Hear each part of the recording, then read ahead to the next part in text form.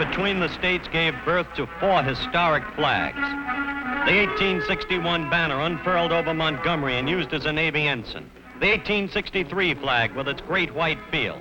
The 1865 flag bearing a red band down its side. And the one the world remembers best, the Confederate battle flag, the stars and bars, symbol of America's willingness to fight for freedom, today's hallmark of the world's greatest stock car.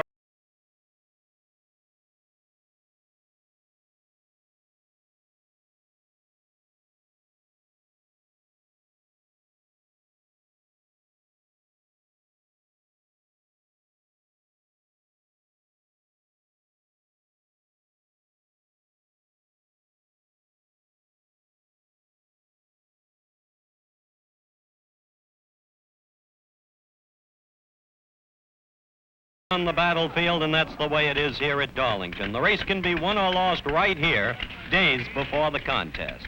A car destined to run 500 miles at speeds well over 100 miles an hour is a very special animal.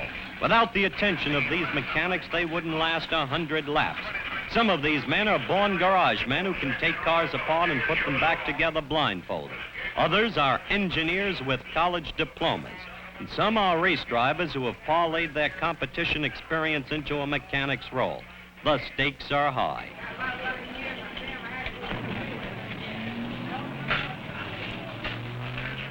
But there's always time to make a little boy happy.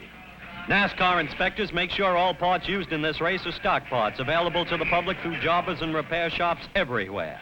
Once certified, the cars are impounded and guarded night and day. Then comes the preparation, the practice, the testing. Headlights come out. Roll bars go in. The driver's helmet and straps are adjusted. Doors are welded. Windshields are taped. Red warning lights go in. So do special gear shifts. And fire extinguishers. Seats vary from converted sofas to personalized buckets for more conventional types.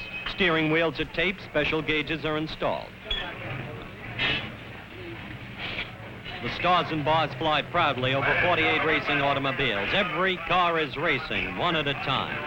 These are the time trials. Here's the show the fans expect. Fireball Roberts and his Pontiac break his own record with 5 miles at more than 125 miles an hour. Another day in Popular X White erases Roberts' record.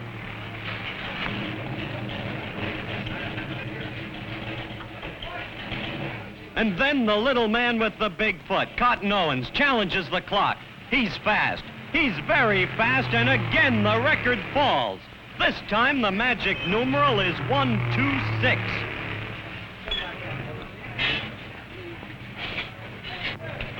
When Owens gets out of his car, incredulous mechanics give him the news.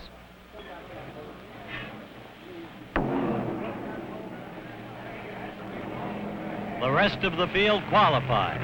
Men like Joe Weatherly, Jim Pascal,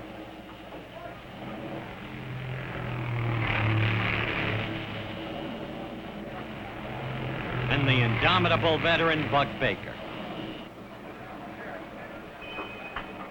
Then come the awards. President Bob Colvin inaugurates the Pure Record Club, stock car racing's most exclusive organization. The drivers who wrote the records 1 year ago. Club's first president is Fireball Roberts. This is Raceway's Honor Society.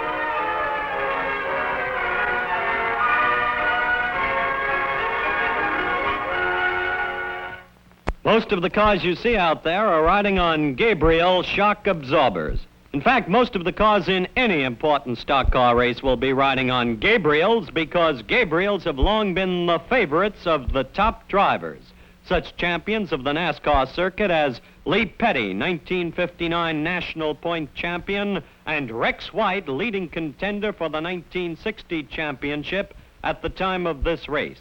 These men take their shocks seriously because perfect car control is a matter of life or death when you're threading your way through a packed field bumper to bumper and fender to fender at upwards of 140 miles an hour. There's very little margin for error here, no room for bouncing around, for leaning and swaying on the turns. These men must have a good, tight, stable ride, and they get it with Gabriel's. And these are the same Gabriel shocks you sell to your customers. So stock up with Gabriel shocks and cash in on this big, profitable market. Remember, 2 out of every 4 cars on the road today need new shock absorbers right now. And for satisfied customers, just be sure you sell the choice of champs, Gabriel shock absorbers. You can bet your life on Gabriel shocks. Race drivers do. Stars and bars wave at the front of the Saturday morning parade in downtown Darlington. There are more pretty girls than soldiers in this parade, more clowns than cavalry, more shiny cars than caissons, more flags than rifles. But the spirit of the Old South is here just the same.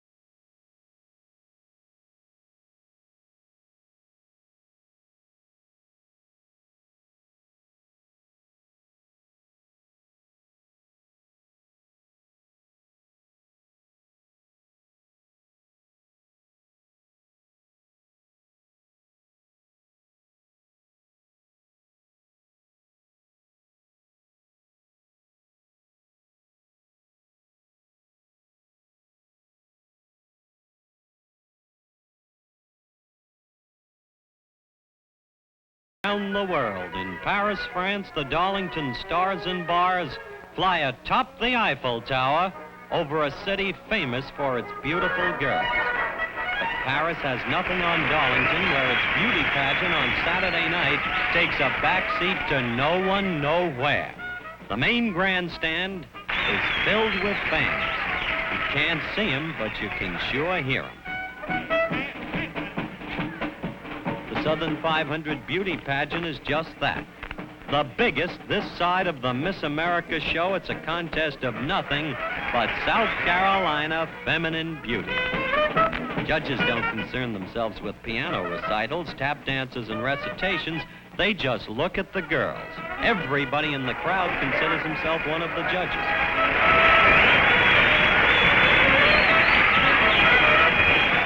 You can tell the winner by her wide-eyed surprise. The new Miss Southern 500, by popular and official acclaim, is Miss Helen Himble of Saluda, number 24. Her blue eyes, honey hair, fashion model figure, and poise bring her the crown, cape, flowers, and sash of the winner and the hearts of the crowd. She's the darling of Darlington. High atop Mount Pilatus in the Swiss Alps, world symbol of outdoor thrills, the Stars and Bars wave majestically, but the Alps have nothing on Darlington, where outdoor thrills reign supreme on Labor Day. Like 4 matches struck across the sky, Air Force Thunderbirds shocked thousands of onlookers in Darlington's grandstand. This crack drill team of the atomic age gives race fans a taste of ear-shattering speeds and formations as tight as your fist.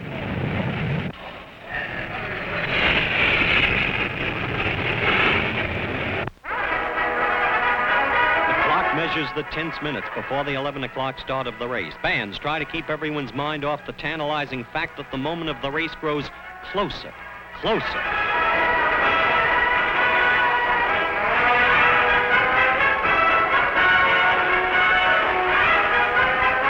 The governor's lady and the lieutenant governor of South Carolina with General H.D. Ives give trophies to Fireball Roberts for earning the pole position and to Cotton Owens, the new record holder.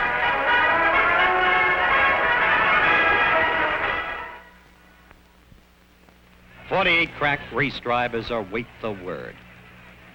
The seconds drag until they hear, "Gentlemen, start your engines." The stars and bars fly atop Roman ruins where men and beasts fought for the glory of ancient Rome. But Rome had nothing on Darlington as a greater crowd of almost 80,000 wild people cheer 48 determined men toward the starting flag.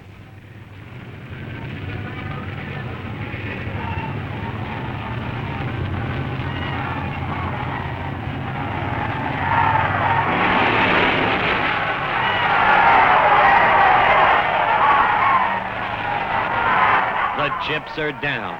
This is it.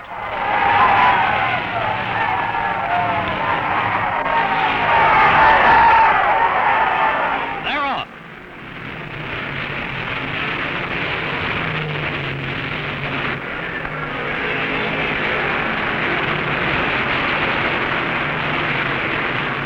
And it's Baker in front. The veteran has stolen the start from Roberts, but can he hold it? He can. The speed is fantastic. 122, 4 miles faster than the all-time record. It's Pontiac against Pontiac, Baker against Roberts, the two masters.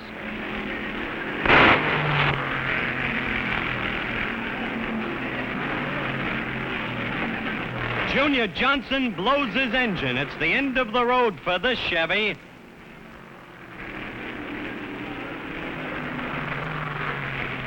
The veteran must wait another year. 992 explodes into the grandstand wall. He rams car 64.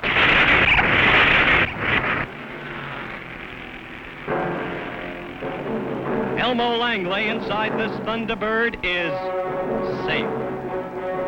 The entire back of his car is blown into steel confetti.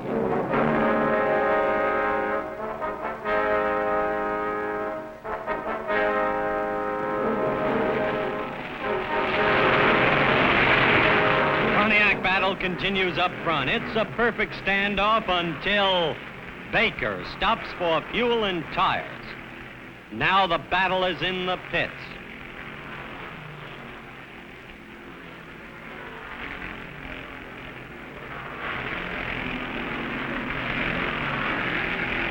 Roberts stops.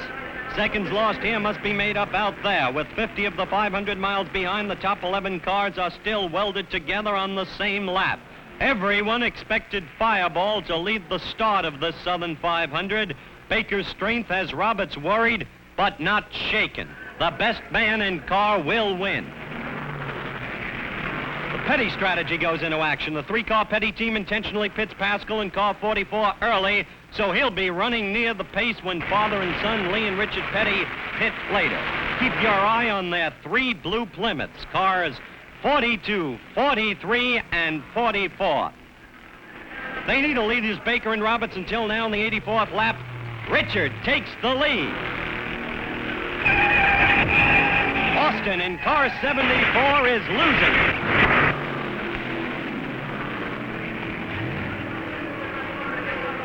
Hey, Austin, this is a one-way street. He does a 180 and goes back for more. Bobby Johns reclaims the lead for Pontiac, but Johns is in trouble. He's in trouble. He's in trouble. This is the accident that shocked the racing world. Two mechanics and an official lost their lives. Two cars had brushed fenders momentarily and went into a wild, uncontrollable spin to the pit wall. Miraculously, Johns walks away from what was a racing car just 40 seconds ago.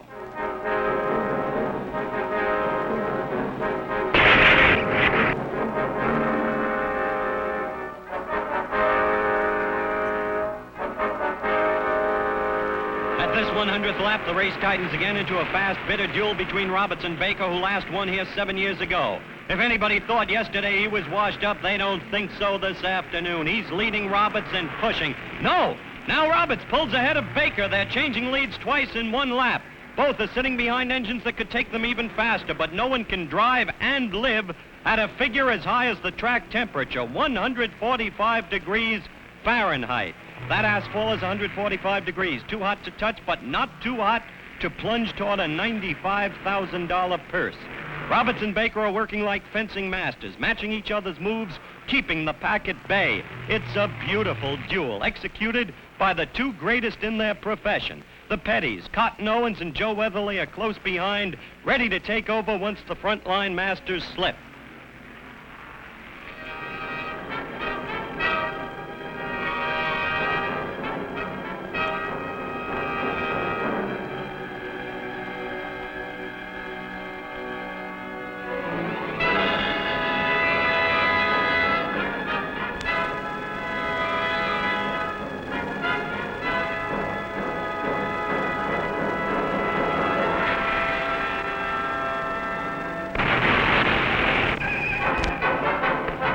Thompson is skidding. He straightens out okay. Tom Pistone blows his engine. Go ahead and cuss, Tom. You too, Johnny Allen. Your engine's blown too. New metal 1 hour ago is now tired iron.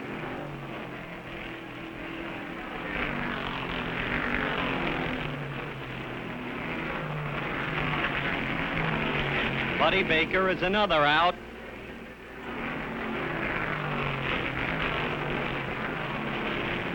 It is the long walk home, but there's one consolation.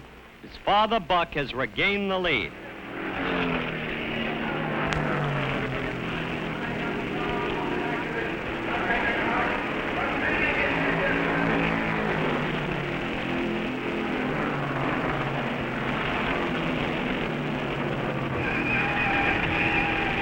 Reb Wickersham loses control. His axle breaks. A rookie, but now a veteran handling this trouble.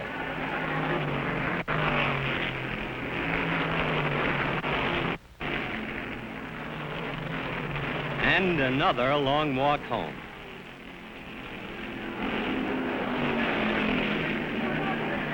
Buck Baker's foot is on the floor, so is Fireball Roberts, and so is Richard Petty's. Lee Petty takes a paternal perch right behind his son. Car number 1 is losing it, hits car 20, and Lita Baker just misses him. Wow! Paul Lewis recovers.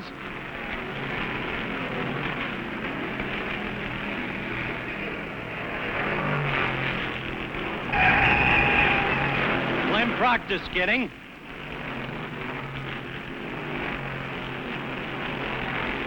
Near the halfway mark, Baker and Roberts pit again. Their wheel-to-wheel duel doesn't even stop in the pits.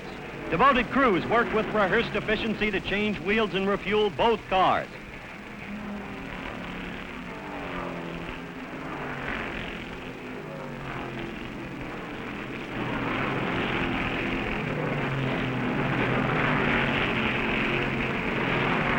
While they fight to make up lost time, the Pettys go out in front. Lee and Richard are picking up black money by the bucket. This is the way they planned it.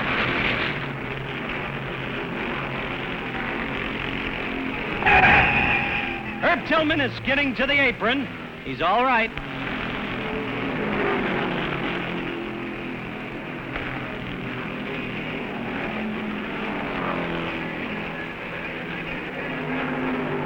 The race is fast, but accidents cut into average speed. Shorty Rollins in his Ford goes out in a spectacular spin.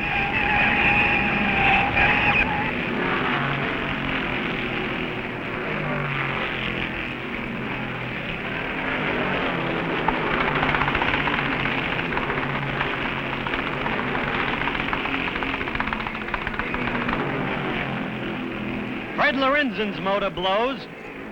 Another rookie who will be heard from another year, another race.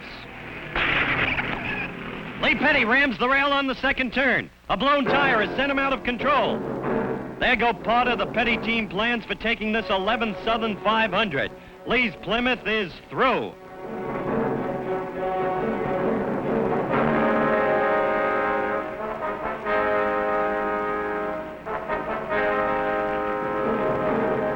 Lee Petty's job will be to change the plan and move his two kings, Richard and Pascal, in the Speedway chess game.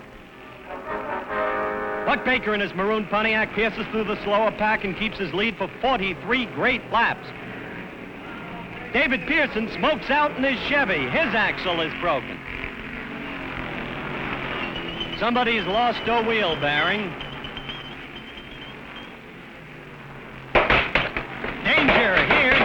before it loses a fuel can.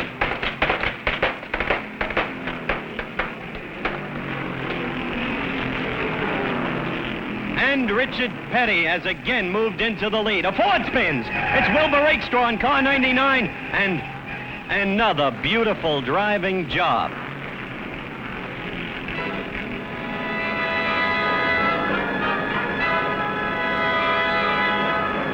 Sensational Petty planning is paying off. Richard is ahead as Baker has to pit. Pontiac veterans are worried about the Plymouths for the first time, and they've got reason to.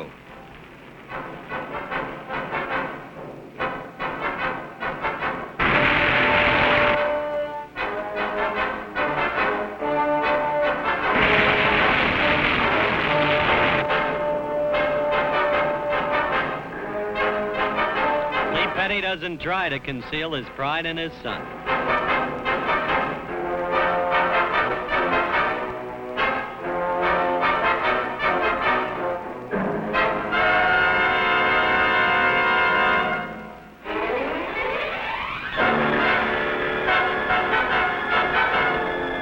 Is broken on another Plymouth. It's T.C. Hunt in car 10 going out on a cloud of metallic flame.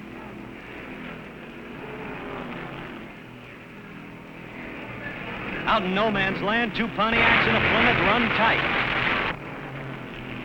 Rex White in fourth makes a scheduled pit stop. His sharply uniformed crew work like hot ants to spin off wheel lugs and pour fuel into the car's steaming gas tank. While pit crews keep their cars fit for the fight on the track, exhausted drivers go limp for a few seconds. All they want is a drink. For a few seconds, they can hear people talk again. For a few seconds, they can feel still air. For a few seconds, they don't have to stare dead ahead.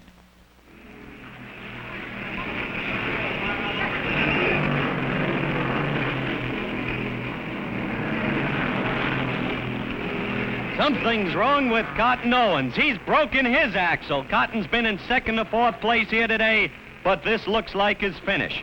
Yep, the man who broke the all-time record in time trials with a four-lap average of over 126 miles an hour is out. Helping luckier drivers in the pits are Tom Pistone and Joe Lee Johnson. You can understand why folks like him. Rex White in car 4 is very much in this race.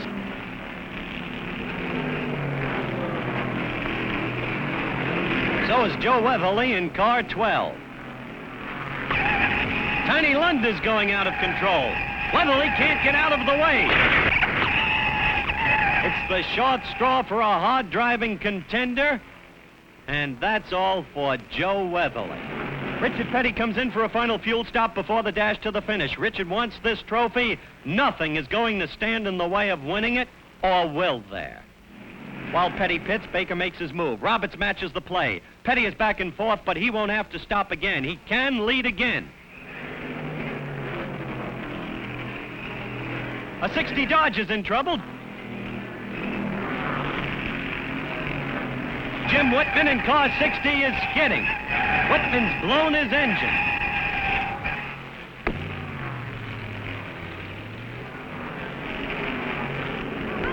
Now it's Roberts. This is the fireball everybody knows. At last he has it all hung out. He's calling the hand. The fans know. The pits know. Baker knows. Can he make up that mile? Again, Buck takes over.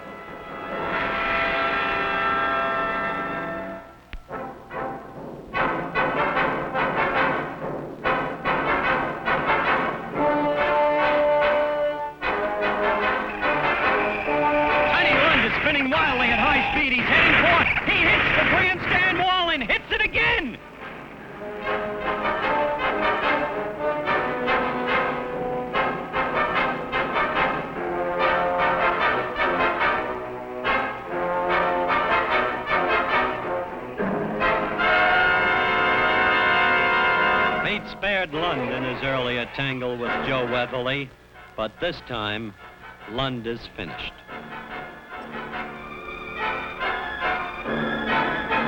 The caution light. Roberts pulls within 7 seconds of a very tired Buck Baker. Baker watches his rearview mirror. He's calm now. He knows the inevitable. Nothing can stop Roberts except Baker. 20 laps to go. 80,000 since the coming climax.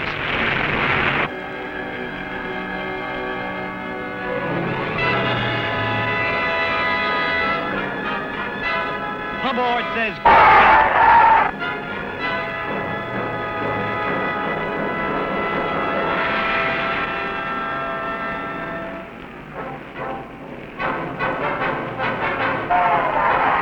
Something's happened to Fireball Roberts. It's unbelievable. Roberts is pulling low. He's crawling into the pits. 10 short laps from the finish. Fate deals Roberts the card that loses him the game. But Richard Petty is still in there. He presses toward the front.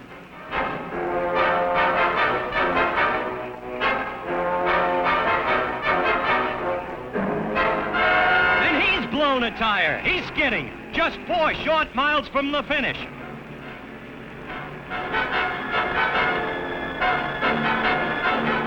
Rex White watches the drama from right behind. Baker's got it made. The crowds push toward the winner's circle to see Baker get the cup. 1 little lap to go.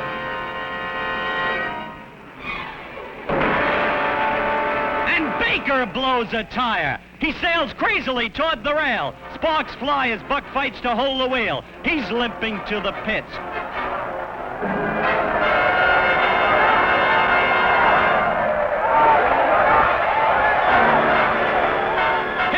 Scream at Baker. Go on, go on, go on!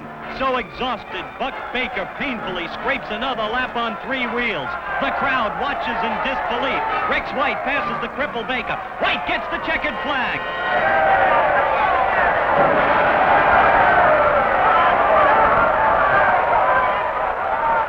Baker has given his all, but it just wasn't enough. White's crew congratulate the little fellow and pass out the cigars. Hold it! There's a call from the scoring stand. Take both cars to victory lane.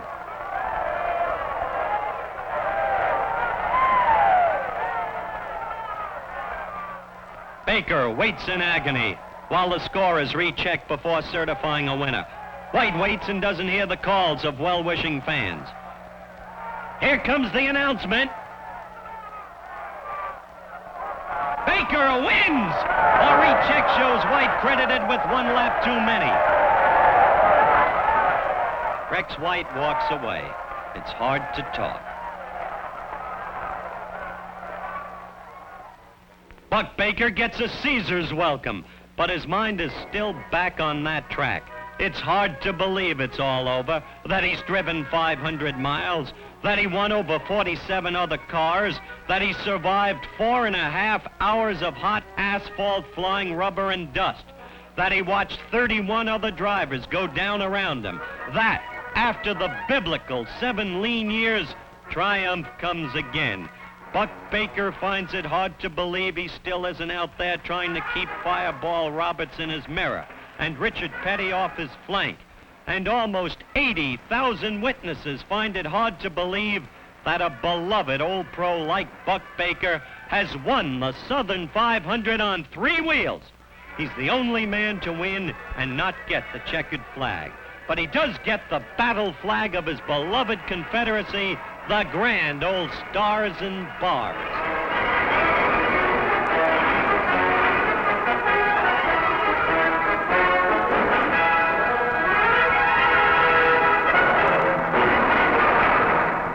A while ago, I told you that most of the cars out there were running on Gabriel shock absorbers. Well, listen to this. 7 out of the first 10 cars in this race were equipped with Gabriels, another great demonstration of Gabriel superiority. Year after year, Gabriel-equipped cars take home most of the bacon in these NASCAR Speed Classics. That, of course, is because Gabriels are the choice of the champs, the favorites with such top NASCAR drivers as Joe Weatherly, Richard Petty, Rex White, Banjo Matthews, and many others. And these men not only have Gabriel on their race cars, they have them on their family cars too, for they know that car control is just as important on the highway as on the speedway. Isn't that your cue to start looking for worn or leaking shocks on all the cars that come into your place of business? 2 out of every 4 need new shocks right now. And sell with confidence. Sell Gabriel shock absorbers. Remember, you can bet your life on Gabriel's. Race drivers do.